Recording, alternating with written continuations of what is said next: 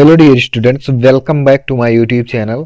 तो आज के वीडियो में हम लोग सीखेंगे क्लास 7th का मैथ। और जो आज का टॉपिक है वो है आपका दक्षता अभ्यास 3। तो अभ्यास 3B तक पूरा कंप्लीट सॉल्व हो गया है और इसमें जितने भी प्रश्न दिए गए थे सभी प्रश्नों को यहाँ पर हम लोग सॉल्व कर चुके हैं। तो अगर अभी तक आप लोगों ने अभ्यास 3B का वीडियो नहीं देखा है तो प्लेलिस्ट में वो वीडियो आपको मिल जाएगा, आप वहाँ से उस वीडियो को ईजिली देख सकते हैं। तो अब चलिए आज का वीडियो स्टार्ट करते हैं और सीखते हैं दक्षता अभ्यास 3। दक्षता अभ्यास का मतलब होता है कि जितने भी अभ्यास हम पीछे पढ़ चुके हैं उसमें से हमको सभी प्रकार के क्वेश्चन यहाँ पर दिए होते हैं दक्षता अभ्यास के अंदर। ठीक है, तो ये दक्षता अभ्यास जो होता है ये आपके लिए बहुत ही इंपॉर्टेंट होता है, क्योंकि इसमें आपको इस चैप्टर से जितने भी प्रकार के प्रश्न हैं सभी प्रकार के प्रश्नों को यहाँ पर दिया जाता है। तो ये बहुत इंपॉर्टेंट है आपके लिए। अगर एग्जाम में आप केवल दक्षता अभ्यास को सॉल्व कर ले रहे हैं ठीक प्रकार से, तो यहाँ पर दक्षता अभ्यास से आपके इस चैप्टर में अच्छे नंबर आ सकते हैं। ठीक है, तो चलिए पहला क्वेश्चन यहाँ पर दक्षता अभ्यास का सॉल्व करते हैं। किसी परीक्षा में एक कक्षा के 15 शिक्षार्थियों के पूर्णांक 100 में से प्राप्तांक निम्नवत है। ठीक है, एक परीक्षा हुआ है जिसमें 15 शिक्षार्थियों के जो पूर्णांक हैं 100 में से वो यहाँ पर दिए गए हैं, नीचे ये आंकड़े पूरे दिए गए हैं। ठीक है, प्राप्तांकों का समांतर माध्य ज्ञात कीजिए। तो यहाँ पर आपको ये सूत्र याद होना चाहिए समांतर माध्य का। ठीक है, तो चलिए पहला क्वेश्चन यहाँ पर सॉल्व करते हैं। और यहाँ पर समांतर माध्य का आपको सूत्र याद होना चाहिए। ठीक है, समांतर माध्य बराबर यहाँ पर होता है कुल पदों का योग। ठीक है, कुल पदों का योग, कुल पदों का योग बटे कुल पदों की संख्या। तो पदों का योग बटे पदों की संख्या, ये आपका समांतर माध्य का सूत्र होता है। और कंडीशन भी यहाँ पर आपको पता होना चाहिए, तब आप यहाँ पर सूत्र अप्लाई करेंगे, क्योंकि यहाँ पर देखिए बारंबारता नहीं दिया है। तो बारंबारता जब नहीं दिया है तो समांतर माध्य का सूत्र यहाँ पर हो जाएगा कुल पदों का योग बटे कुल पदों की संख्या। तो यहाँ बारंबारता नहीं दिया तो यही सूत्र यहाँ पर अप्लाई होगा। अगर बारंबारता दिया हो तब कौन सा सूत्र यहाँ पर अप्लाई होगा, तो अभी आगे क्वेश्चन है उस क्वेश्चन को भी यहाँ पर हम लोग सॉल्व करेंगे। ठीक है, यहाँ पर जो भी आंकड़े दिए गए हैं इनको प्लस के साथ लिखना है। ठीक है, क्योंकि यहाँ पर लिखा है ना कुल पदों का योग, मतलब सभी पदों को यहाँ पर क्या करना है, योग के साथ लिखना है। तो 0 दिया है, 30 दिया है, फिर 30 दिया है, इसके बाद 20 दिया है, 20 दिया है, फिर इसके बाद 40 दिया है, 30 दिया है, 50, 60, 50, 60 प्लस 80 प्लस 70 प्लस 30 प्लस 30। ठीक है, यहाँ पर इतने आंकड़े आपको दिए गए हैं और इसके बटे ये कुल पदों का क्या हो गया, योग हो गया, बटे पदों की संख्या। अब इसको यहाँ पर गिन लेना है, 1 2 3 4 5 6 7 8 9 10 11 12 13 14 और 15। तो यहाँ पर कुल पदों की संख्या कितनी है, 15। और कुल पदों का योग मतलब सभी पदों को लिखना है और सबके साथ प्लस चिन्ह का यहाँ पर यूज करना है। और ये जो बराबर है यहाँ पर अब लगाएंगे। ठीक है, अब इसको सॉल्व कर लेना है, तो सबको इस यहाँ पर जोड़ना है। ठीक है, तो सबको जोड़ लीजिए। तो सबके इकाई के स्थान पर 0 है तो यहाँ पर लिख लेना है 0। अब इसके बाद जोड़ना है, तो 3 3 6 6 7 13 13 8 21 21 6 27 27 5 32 32 6 38 38 और 5 यहाँ पर 43 43 3 46 46 4 50 50 2 52 52 2 54 54 3 57 और 57 3 60। ठीक है, 57 3 60 यहाँ पर लिख लेना। तो 600 बटे 15 हो जाएगा। अब यहाँ पर इसको हल कर देना है, तो 15 से काट दीजिए, 15 एक कम 15, 15 चौके 60 और 15 शून्य 0। तो बराबर कितना आ गया, तो 40। 40 इसका क्या आ गया, 40 समांतर माध्य आ गया। समांतर माध्य बराबर कितना, 40। और यही आपका राइट आंसर है। ठीक है, तो क्वेश्चन नंबर 1 यहाँ पर आपको समझ में आ गया होगा कि किसी परीक्षा में एक कक्षा में 15 शिक्षार्थियों के पूर्णांक 100 में से प्राप्तांक निम्नवत है। ठीक है, ये सभी अंक जो हैं ये 100 में से इनको मिले हैं। तो प्राप्तांकों का समांतर माध्य यहाँ पर ज्ञात कीजिए। तो समांतर माध्य यहाँ पर कितना आ गया, 40 आ गया। तो क्वेश्चन नंबर 1 आपको यहाँ पर आ गया होगा समझ में।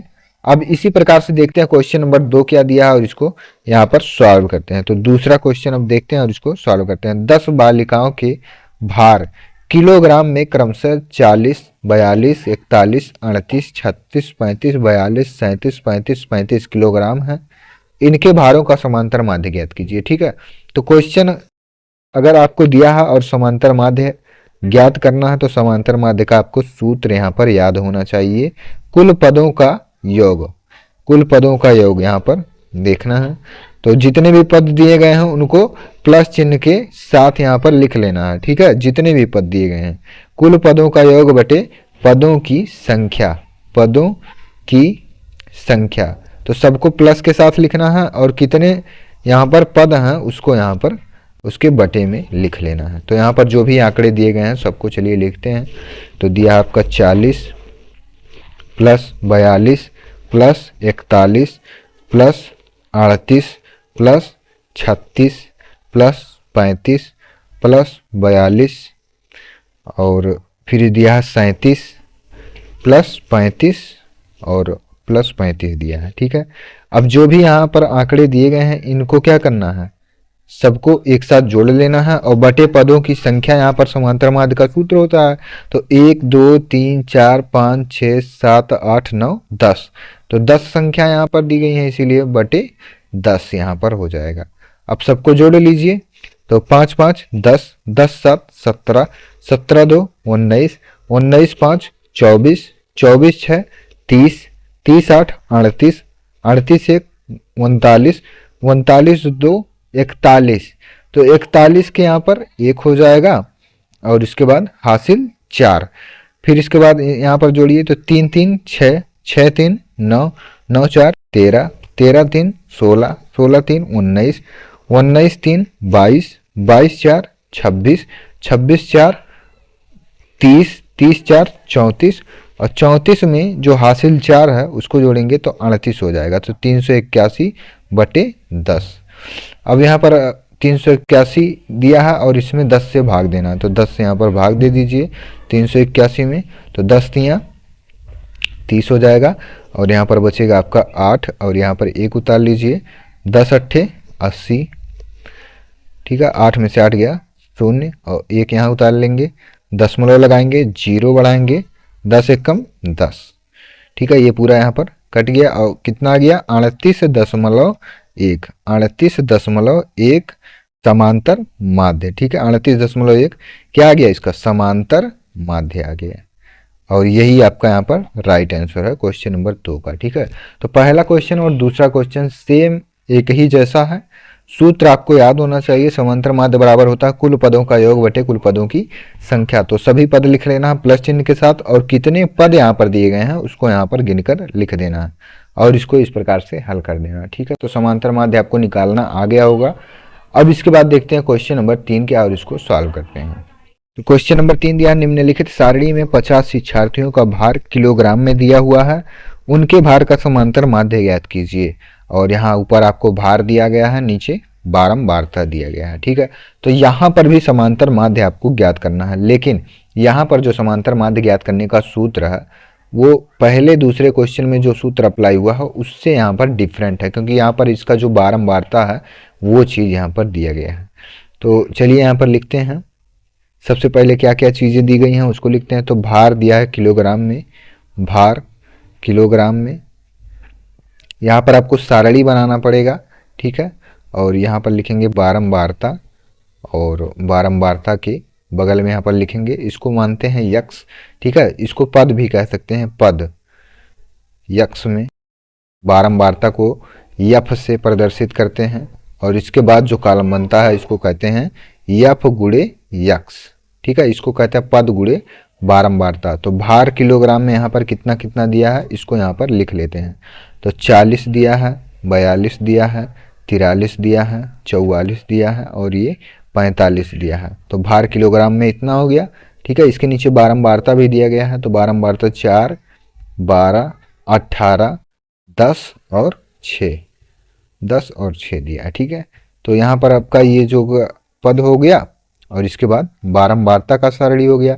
अब यफ गुणे यक्स क्या होता है इसको यहाँ पर निकालना पड़ेगा, क्योंकि जो समांतर माध्य का सूत्र होता है यहाँ पर वो सिग्मा एफ एक्स बटे सिग्मा एफ होता है। ठीक है, तो सिग्मा एफ एक्स निकालने के लिए यहाँ पर पद गुणे बारंबारता यहाँ पर होता है। तो यहाँ पर इसका गुणा इसके साथ, इसका गुणा इसके साथ, इसका गुणा इसके साथ, तो जो जिसके सामने है उसका गुणा उसी के सामने वाले अंक से यहाँ पर हो जाएगा। तो 4 शून्य शून्य और 4 चौक के 16, यहाँ पर 160 आ गया। ठीक है, यहाँ पर अगर 42 में 12 का गुणा करेंगे तो चलिए यहाँ पर साइड में 42 में 12 का गुणा करते हैं। तो 42 में 12 का गुणा करेंगे, 2 दूनी 4, 2 चौक के 8 और 1 दूनी 2, 1 चौक के 4, यहाँ पर 4 हो गया, 8 2 10 के 0 हासिल 1 और यहाँ पर 4 1 5, तो 504 यहाँ पर हो जाएगा। ठीक है, इसके बाद 18 में अगर 43 का गुणा करें तो 43 गुणे 18 यहाँ पर कितना हो जाएगा, तो 8 3 24 के 4 हासिल 2 और 8 चौक 32 2 34, फिर इसके बाद 1 3 3, 1 चौक के 4, तो यहाँ 4 आ गया, 4 3 7, 4 3 7, तो 774 यहाँ पर आ जाएगा। फिर इसके बाद 44 में 10 का गुणा करेंगे तो 44 दहीम 440 यहाँ पर हो जाएगा, और यहाँ पर 6 से गुणा करेंगे तो 6 पंचे 30 के 0 हासिल 3 और 6 चौक 24 और 3 कितना होगा 27 यहाँ पर हो जाएगा, तो 270 यहाँ पर आ जाएगा। ठीक है, अब इसके बाद यहाँ पर निकालेंगे सिग्मा एफ। तो सिग्मा एफ कैसे निकालते हैं, सिग्मा एफ बराबर यहाँ पर जो भी बारंबारता दिए गए हैं सभी बारंबारता को एक साथ यहाँ पर जोड़ लेना है। ठीक है, तो 4 में 12 जोड़ेंगे तो 12 4 16, 16 में जब 18 जोड़ेंगे तो 16 10 26 और 26 8 यहाँ पर 34 हो जाएगा। ठीक है, 34 10 44 और 44 6 50 यहाँ पर हो जाएगा सिग्मा एफ। अब सिग्मा एफ एक्स यहाँ पर अगर ज्ञात करना हो तो सिग्मा एफ एक्स में भी सबको एक साथ यहाँ पर जोड़ते हैं, तो यहाँ पर जोड़ेंगे तो 4 4 8, ठीक है 8 यहाँ पर हो जाएगा, फिर 6 6 7 13, 13 4 17, तो 17 में अगर 7 जोड़ देंगे तो यहाँ पर हो जाएगा 24, 24 के 4 और हासिल आ गया 2, 1 5 6, 6 7 13, 13 4 17, 17 और 2 19, 19 और 2 21, तो 2148 यहाँ पर आ जाएगा। ठीक है, 2148 यहाँ पर सिग्मा एफ एक्स हो गया। अब यहाँ पर समांतर माध्य का जो सूत्र होता है, समांतर माध्य बराबर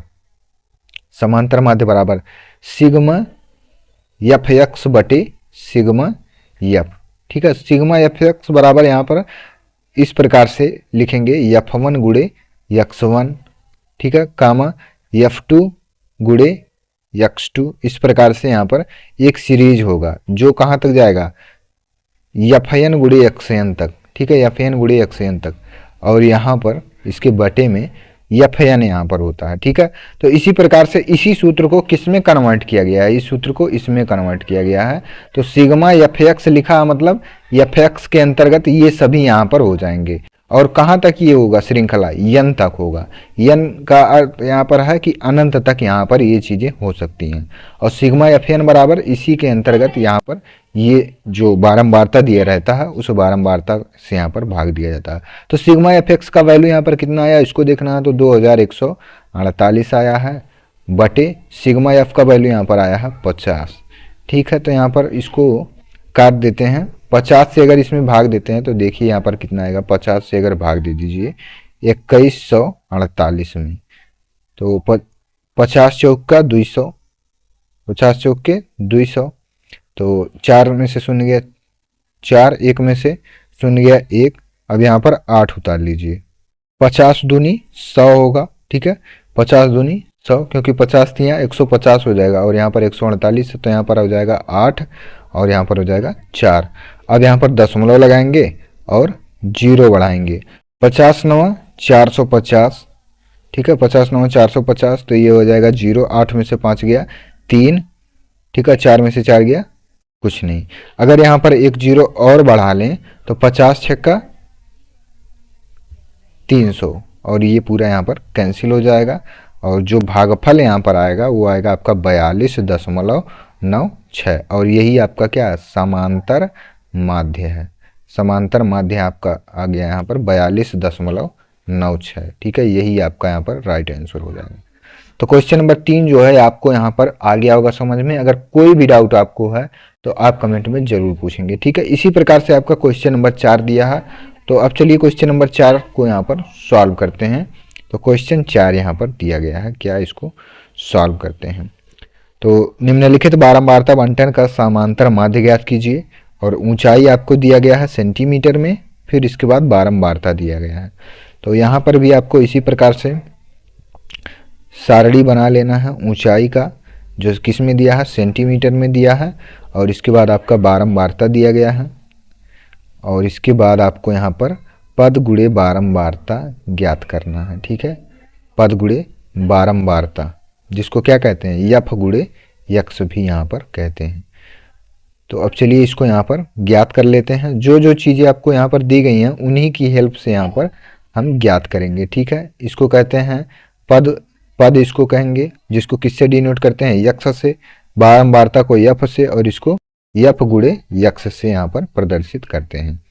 तो जो जो चीज़ें यहाँ पर दी गई हैं इसको यहाँ पर लिख लेते हैं। तो 142.5 दिया है, 142.5, फिर इसके बाद 143.5, 143.5, 144.5, 144.5, ठीक है, 145.5 और 146.5। जितने भी यहाँ पर आंकड़े दिए गए हैं सबको यहाँ पर लिख लेना है। 147.5, ठीक है, यहाँ तक आपको दिया गया है। बारंबारता के अंतर्गत यहाँ पर आपको दिया है 3, 5, 7, 7, 3 और 2, ठीक है, इतना चीज यहाँ पर दिया गया है। अब एफ निकालने के लिए आपको इसका गुणा इसके साथ, इसका गुणा इसके साथ, इसका गुणा इसके साथ, तो सबका गुणा यहाँ पर सभी के साथ जो जिसके सामने है यहाँ पर करना है, ठीक है।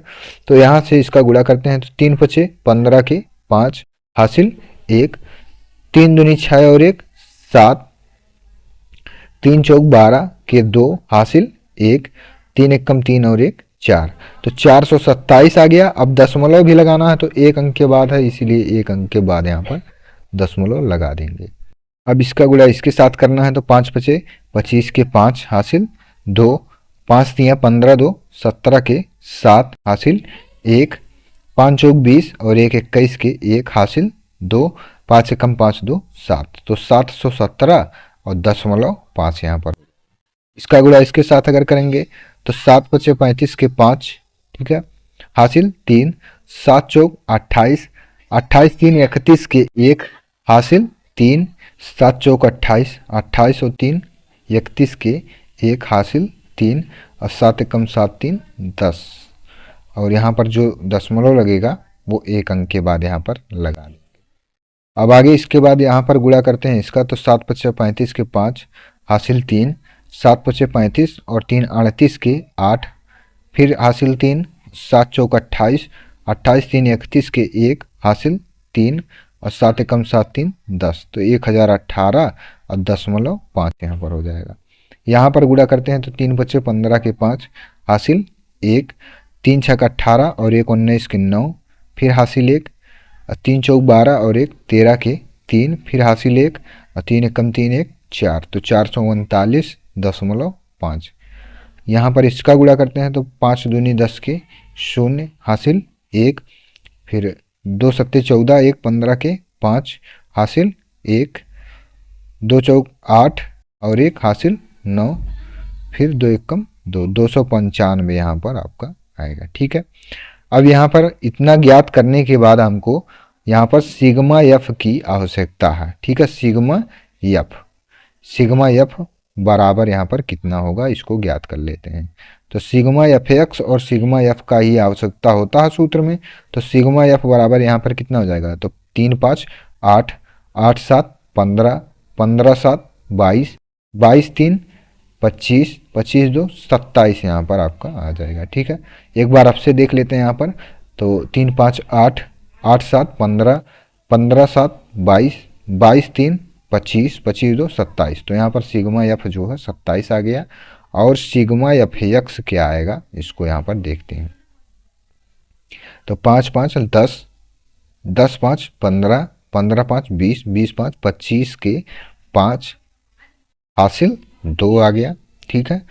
और यहाँ पर 7 7 14, 14 1 15, 15 8 यहाँ पर 23, 23 9 32, 32 5 37 और 37 2 39 के 9 और हासिल आ गया 3, 2 1 3, 3 1 4, 4 1 5, 5 3 8, 8 9 17 और 17 और 3 हासिल था 20, 20 के शून्य हासिल 2, फिर इसके बाद 4 7 11, 11 4 15, 15 2 17, 17 और 2 हासिल 19, 19 के 9 और हासिल 1, 1 1 2 और एक जो हासिल यहाँ पर है वो हो जाएगा 3।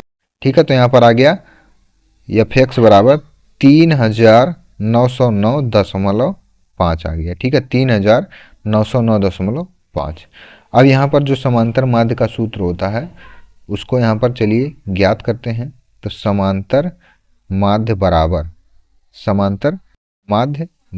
यहाँ पर कितना होता है, तो सिग्मा एफ एक्स बटे सिग्मा एफ, ये होता है समांतर माध्य का सूत्र। अब यहाँ पर इसको लिखते हैं 3909.5 बटे 27। ठीक है, 3909.5 बटे 27। अगर 27 से इसको भाग दे दें तो यहाँ पर चलिए अब देखते हैं, भाग देने के उपरांत यहाँ पर क्या आता है, 27 से 3909.5 में भाग दिया जाए तो 27 एकम 27, यहाँ पर 9 में से 7 गया 2, 3 में से 2 गया 1। अब इसके बाद यहाँ पर 0 उतार लीजिए। अब इसके बाद 4 बार इसमें भाग देते हैं तो देखते हैं कितना आएगा। तो 4 7 28 के 8 हासिल 2, 4 दूनी 8 2 10, तो 108 यहाँ पर आ गया। और 10 में से 8 गया 2 बचेगा, यहाँ बचा आपका 1, 1 में से 0 गया 1 बचेगा और यहाँ 1 में से 1 गया 0। फिर यहाँ पर अब इसके बाद उतार लेते हैं 9, फिर इसके बाद 4 बार यहाँ पर भाग जाएगा, यहाँ पर 108 हो जाएगा। अब 129 में से अगर 108 घटाएंगे तो यहाँ पर लगभग 21 आएगा। ठीक है, 21 यहाँ पर आएगा और यहाँ पर इसके बाद ये दशमलव है तो यहाँ पर दशमलव लगाएंगे अब, और यहाँ पर अगर 5 उतार लेंगे तो 215 हो गया। 27 8 यहाँ पर 216 होता है और यहाँ पर 215 आया है। ठीक है, तो यहाँ पर लगभग यही आएगा। दशमलव में जो संख्या होता है वो एग्जैक्ट नहीं होता है, उसके समथिंग में यहाँ पर होता है। तो इसका जो आंसर हो जाएगा वो हो जाएगा आपका 144.8 और यही आपका यहाँ पर राइट आंसर है। ठीक है, समांतर माध्य यहाँ पर कितना आ गया, 144.8, यही समांतर माध्य यहाँ पर आपका हो जाएगा, समांतर माध्य। ठीक है, अब से एक बार क्वेश्चन समझ लीजिए अगर ना समझ में आया हो तो। सबसे पहले देखिए ऊंचाई आपका दिया गया है जिसको हम यक्स मानते हैं, इसको पद यही दिया है, पद के साथ यहाँ पर बारंबारता भी दिया गया है। तो यहाँ पर आपके क्वेश्चन में जो चीज लिखा है उसको हम यहाँ पर इस प्रकार से लिखे हैं, बारंबारता भी दिया गया है। ठीक है, तो बारंबारता में जितने भी यहाँ पर संख्या है सबको यहाँ पर जोड़ने के बाद 27 आया है और यहाँ पर पद गुणे बारंबारता का जो कॉलम बना है इनका आपस में गुणा किए हैं। ठीक है, तब ये यहाँ पर जितना भी संख्या आया है सबको यहाँ पर सिग्मा एफ एक्स बराबर इसको सबको क्या किए हैं, जोड़े हैं। तो यहाँ पर 3909.5 आएगा और 27 से जब भाग देंगे तो यहाँ पर 27 एकम 27, 39 में से 27 गया 12 बचेगा और ये 0 यहाँ पर उतारेंगे। ठीक है, तो 120 हो गया और 27 चौक का 108 होता है, तो 120 में से 108 घटाएंगे तो यहाँ पर फिर 12 बचेगा, तो यहाँ पर ये 9 उतारेंगे। ठीक है, फिर 27 चौक का 108, तो 129 में से 108 घटाएंगे तो यहाँ पर 21 बचेगा और 0.5 दिया है तो 0.5 यहाँ पर हो गया, तो 215 यहाँ पर आ गया समथिंग में। और 27 8 216 होता है। ठीक है, यहाँ पर 215 आया है और 216 होता है, तो समथिंग में इसी के आसपास रहेगा। समांतर माध्य बराबर 144.8, यही आपका यहाँ पर राइट आंसर है। ठीक है, क्वेश्चन नंबर 4 यहाँ पर आपको आ गया होगा समझ में। अब इसके बाद सॉल्व करेंगे क्वेश्चन नंबर 5। अब क्वेश्चन नंबर 5 दिया है, नीचे दी गई तालिका में किसी क्षेत्र के एक वर्ष में विभिन्न खाद्यान्नों में उत्पादन के आंकड़े दिए गए हैं, आंकड़ों का पाई ग्राफ निरूपण कीजिए। तो यहाँ पर क्या करना है, पाई ग्राफ हमको बनाना। ठीक है, तो क्वेश्चन नंबर 5 यहाँ पर चलिए सॉल्व करते हैं और यहाँ पर आपको पाई ग्राफ बनाना है। अनाज में दिया है आपका दाल, मक्का, मटर, चना, गेहूं, धान, ये सब दिया है। उत्पादन दिया है लाख लाख में यहाँ पर 4 lakh ton, 4 lakh ton, 6 lakh ton, 10 lakh ton और 12 लाख टन यहाँ पर दिया है। ठीक है, तो चलिए यहाँ पर अब सॉल्व करते हैं। और यहाँ पर आपका जो ये सारणी दिया गया है ये आपके बुक में ही दिया गया है। ठीक है, और यहाँ पर हमको आपसे पाई ग्राफ पूछा गया। ठीक है, तो पाई ग्राफ बनाने के लिए सबसे पहले एक यहाँ पर वृत्त बनाना होगा और इस वृत्त का यहाँ पर कोई ना कोई केंद्र होगा। अब यहाँ पर मक्का का ज्ञात करना, तो मक्का का जो दिया है वो 4 दिया है। तो यहाँ पर इस प्रकार के क्वेश्चन हल करने के लिए यहाँ पर जितने भी नीचे संख्याएं दी गई हैं इन संख्याओं को पहले ऐड कर लेते हैं। ठीक है, तो यहाँ पर चलिए पहले इसको जोड़ लेते हैं। तो 4 + 4 + 6 + 10 + 12। अब यहाँ पर अगर इन सबको जोड़ लें तो कितना आएगा, तो 4 4 8, 8 6 14, 14 10 24, 24 12 कितना होगा, तो 36 यहाँ पर हो जाएगा। ठीक है, तो यहाँ पर आ गया 36। अब यहाँ पर देखिए यहाँ पर जो नीचे संख्याएं दी गई हैं केवल इसी को यहाँ पर ऐड कर लिए हैं। तो पाई ग्राफ में जो भी इसका टोटल एंगल होता है वो यहाँ पर आपका 360 अंश का होगा। ठीक है, एक वृत्त के अंदर बना कोण आपका 360 अंश का यहाँ पर होता है।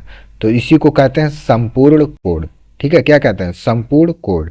अब यहाँ पर इसको ज्ञात करने के लिए तो पहले यहाँ पर ज्ञात करेंगे मक्का का। ठीक है, मक्का यहाँ पर दिया है आपका 4/36 और टोटल यहाँ पर जो इसके अंदर का टोटल कोण है वो कितना है, वो 360 अंश का है।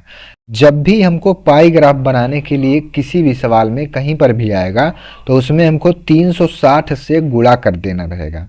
तो जिसका भी हम यहाँ पर एक वस्तु का यहाँ पर ज्ञात करेंगे उसका वैल्यू यहाँ पर आ जाएगा डिग्री में। ठीक है, तो मक्का बराबर यहाँ पर ज्ञात कर रहे हैं। तो मक्का का यहाँ पर ऑलरेडी आपको दिया है 4 और कितने में से, तो 36 में से। इन सबको यहाँ पर जोड़े हैं तो कितना आया, 36 आया है। और सभी में से यहाँ पर कितने मिले हैं, तो 4 लाख टन में ये है। ठीक है, टोटल कितना है, 36 लाख टन, जिसमें से 4 लाख टन आपका क्या है, मक्का है। और टोटल यहाँ पर गुणे कर देना है 360 अंश, क्योंकि इसका जो पाई ग्राफ है इसको ज्ञात करने के लिए इसमें हमको 360 से गुणा करना पड़ेगा। तो अब यहाँ पर चलिए इसको ज्ञात कर लेते हैं। तो 36 एकम 36 और 36 दाहियम 360। तो यहाँ पर आपका आ गया 4 × 10 बराबर कितना आ गया, 40 अंश। तो 40 अंश यहाँ पर बनाने के लिए यहाँ पर अगर 40 अंश बनाया जाए तो यहाँ पर आपका 90 अंश होगा और इसका आधा यहाँ पर 45 अंश और इसी के आसपास यहाँ पर आपका 40 अंश का यहाँ पर हो जाएगा। ठीक है, 40 अंश का ये आपका मक्का होगा। ठीक है, अब इसके बाद दूसरा अगर यहाँ पर ज्ञात करें तो दूसरा आपका दिया है मटर। ठीक है, मटर आपका कितना दिया है, तो मटर भी 4 लाख टन दिया है। मटर बराबर यहाँ पर 4 लाख टन दिया है 36 लाख टन में से, और इसका पाई ग्राफ ज्ञात करना है तो 360 से गुणा करेंगे। तो 36 से काट दीजिए, 36 एकम 36, 36 दाहियम 360। तो यहाँ पर आपका आ गया 4 × 10 बराबर कितना हो जाएगा, तो 40 अंश। इसी के जैसा यहाँ पर आपको बना देना है 40 अंश। ठीक है, ये मटर का यहाँ पर ज्ञात हो गया। अब इसके बाद दिया है यहाँ पर तीसरा चना दिया है। तो चना का चलिए ज्ञात करते हैं। तीसरा यहाँ पर चना, तो चना कितने लाख टन यहाँ पर दिया गया है, तो 6 लाख टन यहाँ पर दिया गया है। कितने में से दिया है, तो 36 लाख टन में से, और गुणे 360 यहाँ पर। पाई ग्राफ क्योंकि बनाना है तो 36 एकम 36, 36 दाहियम 360। तो यहाँ पर आ जाएगा 6 × 10 बराबर 60 अंश। ठीक है, 60 अंश आपका यहाँ पर चना आ गया। तो 40 अंश यहाँ पर अगर ये है तो इसके समथिंग यहाँ पर लगभग 60 अंश यहाँ पर हो जाएगा। ठीक है, तो यहाँ पर ये आपका 60 अंश हो गया। फिर इसके बाद दिया है गेहूं 10। ठीक है, चौथा पॉइंट आपका दिया है गेहूं, जो कि दिया है आपका 10 लाख टन में। तो 10 बटे कितने में से, तो 36 लाख टन में से, गुणे पाई ग्राफ बनाना है तो 360। तो 36 एकम 36 और 36 दाहियम 360। तो यहाँ पर आपका आ गया 10 × 10, तो 10 दाहियम 100 अंश यहाँ पर हो जाएगा। तो 100 अंश बनाने के लिए समथिंग यहाँ पर आपको 100 अंश यहाँ पर मिल जाएगा। ठीक है, तो 100 अंश ये हो गया। इसके बाद दिया है 12, धान दिया है 12। ठीक है, धान दिया आपका 12 लाख टन। कितने में से, तो 36 लाख टन में से, और इसका पाई ग्राफ बनाना है तो 360 से गुणा। तो 36 एकम 36, 36 दाहियम 360। तो 12 × 10 12 दशमलव 120 अंश, तो 120 अंश यहाँ पर समथिंग आएगा। ठीक है, 120। तो यही आपका यहाँ पर पाई ग्राफ है और पांचों क्वेश्चन यहाँ पर आपका सॉल्व हो गया। क्वेश्चन नंबर 6 आपका दिया है, रविवार के दिन किसी बेकरी की दुकान में हुई विभिन्न वस्तुओं की बिक्री रुपयों में नीचे दी गई है, जिसमें यहाँ पर दिया है ब्रेड आपका 320, मीठा बिस्कुट 120, नमकीन बिस्कुट 160, पेस्ट्री आपका दिया है 80, अन्य 40। तो त्रिज्य खंडों के केंद्रीय कोण ज्ञात करके सारणी बनाइए और इस सारणी का प्रयोग करके एक पाई चार्ट खींचिए। ठीक है, तो क्वेश्चन नंबर 6 यहाँ पर अब चलिए सॉल्व करते हैं।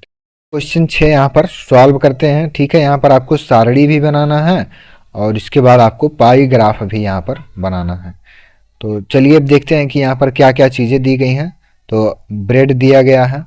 ठीक है, ब्रेड, मीठा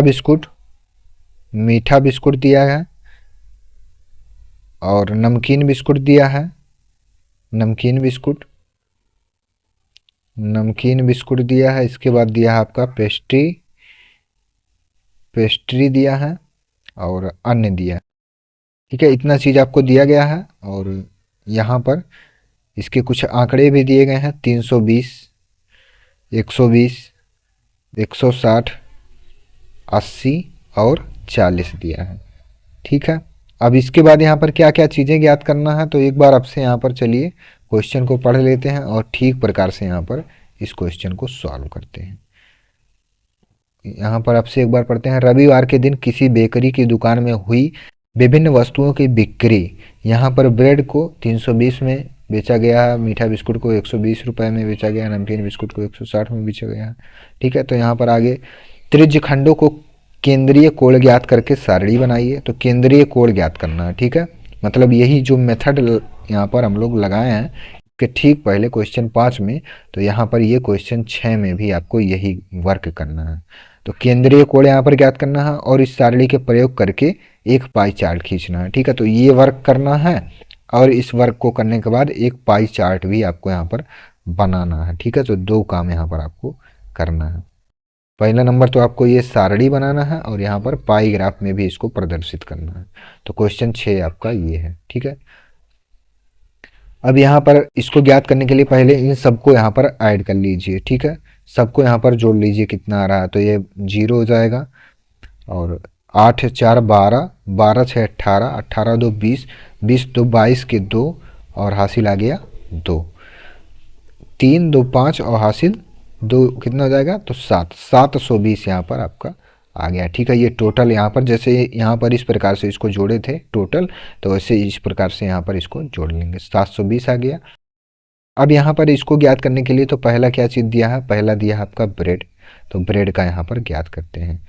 तो ब्रेड का अगर ज्ञात करते हैं तो यहाँ पर ब्रेड का दिया आपका 320 बटे टोटल आपका कितना रुपए का यहाँ पर बेचा गया है, तो 720 का बेचा गया है। गुड़े पाई ग्राफ यहाँ पर बनाना है, तो 360 से यहाँ पर गुड़ा कर देंगे, तो एक जीरो से एक जीरो यहाँ कैंसिल और यहाँ पर इसको काट देंगे, तो 36 एक कम 36 और 36 दूनी 72। तो यहाँ पर आपका आ गया 320 बटे 2, 320 बटे 2 और 320 बटे 2 आ गया। 2 से इसको काट देंगे तो 2 एक कम 2 और 2 छक 12, 2 शून्य 0। तो यहाँ पर आपका आ गया 160 अंश। 160 अंश में क्या है, ब्रेड है।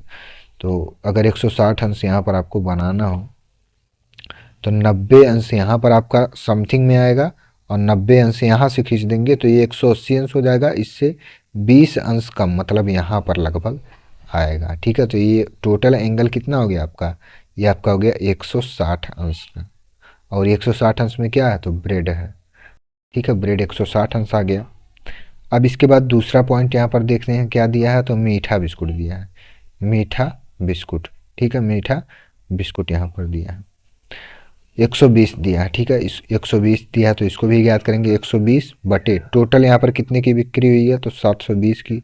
और पाई चार्ट यहाँ पर बनाना है, तो 360 से यहाँ पर गुड़ा, तो एक जीरो से एक जीरो कैंसिल, 36 एकम 36, 36 दूनी 72। यहाँ पर आपका आ गया 120 बटे 2 और 2 से इसको काट देंगे तो 2 एकम 2, 2 छक 12, 2 शून्य 0। तो यहाँ आ जाएगा आपका 60 अंश। ठीक है, 60 अंश यहाँ पर आ जाएगा। तो ये 20 20 20 40 40 20 60 अंश लगभग यहाँ पर आपका आएगा। तो ये 60 अंश यहाँ पर हो गया। 60 अंश, 60 अंश में क्या आपका मीठा बिस्कुट है, मीठा बिस्कुट। फिर इसके बाद तीसरा पॉइंट आपका दिया है नमकीन बिस्कुट, नमकीन बिस्कुट। तो नमकीन बिस्कुट को ज्ञात करने के लिए यहाँ पर जो इसका आंकड़ा दिया गया है 160 दिया गया है। तो 160 बटे 720 गुणे 360, एक जीरो से एक जीरो कैंसिल, 36 से कम 36, 36 दूनी 72 आएगा आपका 160 बटे 2, 2 से काट दीजिए तो 2 अट्ठे 16, 2 शून्य शून्य, तो 80 अंश यहाँ पर आ जाएगा। तो 80 अंश बनाने के लिए यहाँ पर समथिंग यहाँ पर इस प्रकार से बनेगा 80 अंश। ये आपका है नमकीन बिस्कुट, ठीक है, नमकीन बिस्कुट, और ये आपका है 80 अंश। ठीक है, यहाँ तक ये चीज़ें आपको आ रही होंगी समझ में। अब इसके बाद यहाँ पर चौथा पॉइंट क्या दिया है और इसको यहाँ पर सॉल्व करेंगे। तो चौथा पॉइंट में आपका दिया है पेस्ट्री, ठीक है, और इसका जो यहाँ पर आंकड़ा दिया गया है वो 80 दिया गया है। तो 80 बटे 720 गुणे 360, ठीक है, 80 रुपये की बिक्री हुई पेस्ट्री की, और टोटल यहाँ पर कितने बिक्री हुई तो 720 की। और पाई ग्राफ यहाँ पर प्लॉट करना है तो 360 से गुणा करेंगे, एक जीरो से एक जीरो कैंसिल, 36 से कम 36, 36 दूनी 72, तो यहाँ पर आपका आ गया 80 बटे 2, 2 से काट दीजिए, 2 चौके 8, 2 शून्य शून्य, तो 40 अंश यहाँ पर आ जाएगा। और यहाँ पर आपको बना लेना है 40 अंश, 40 अंश, 40 अंश में क्या है तो पेस्ट्री है, ठीक है, पेस्ट्री हो गया। और अन्न में यहाँ पर दिया है तो पांचवा दिया आपका अन्न, अन्न में क्या बिका है तो 40 रुपये यहाँ बटे 720 रुपये टोटल दिया है गुणे 360, तो एक जीरो से एक जीरो कैंसिल, 36 से कम 36, 36 दूनी 72, यहाँ पर आपका आ गया 40 बटे 2, 2 से काट दीजिए तो 2 दूनी 4, 2 शून्य शून्य, 20 अंश यहाँ पर आपका राइट आंसर। तो 20 अंश का यहाँ पर कोड बना लीजिए और ये आपका हो जाएगा अन्य। ठीक है, तो यहाँ पर जो क्वेश्चन नंबर 6 है इसमें आपको 2 वर्क करना है। पहला नंबर, तो यहाँ पर आपको इसका जो केंद्रीय कोण है, ये केंद्रीय कोण यहाँ पर आपका आ गया। पहले का कितना आया ब्रेड का, तो ब्रेड का यहाँ पर आया 160 अंश, 160 अंश। मीठा बिस्कुट का कितना आया तो 60 अंश आया। नमकीन बिस्कुट का कितना आया तो 80 अंश आया। और पेस्ट्री का यहाँ पर कितना ज्ञात हुआ तो 40 अंश हुआ। और अन्य का यहाँ पर तो 20 अंश यहाँ पर हुआ। तो आपको 2 वर्क करना है। पहला तो आपको ये यहाँ पर चार्ट बना लेना है अपने कॉपी में, ठीक है, और वहीं जस्ट उसके अगल बगल आपको इस पाई ग्राफ को भी यहाँ पर बनाना है, ठीक है। तो इसको हल करने का जो प्रोसेस है वो इस प्रकार से है और यहाँ पर दोनों चीज़ें आपको यहाँ पर बनानी है, ठीक है। तो क्वेश्चन आपका यहाँ पर एक पूछा गया था लेकिन आपको यहाँ पर 2 काम करना है। पहला तो आपको ग्राफ बनाना है और दूसरा आपको सारणी भी इस प्रकार से यहाँ पर बनाना है। तो क्वेश्चन नंबर 6 भी यहाँ पर आपका कंप्लीट सॉल्व हो गया। और दक्षता अभ्यास 3 में आपके यहाँ पर 1 से 6 तक प्रश्न दिए गए थे और सभी प्रश्नों को यहाँ पर हम लोग कंप्लीट सॉल्व कर लिए हैं। तो अगर ये वीडियो आपको समझ में आया हो तो वीडियो पर लाइक करें और अगर हमारे चैनल पर आप नए हैं तो चैनल को सब्सक्राइब भी ज़रूर करें और साथ ही साथ अपने फ्रेंड्स ग्रुप में भी चैनल को ज़रूर शेयर करें। धन्यवाद।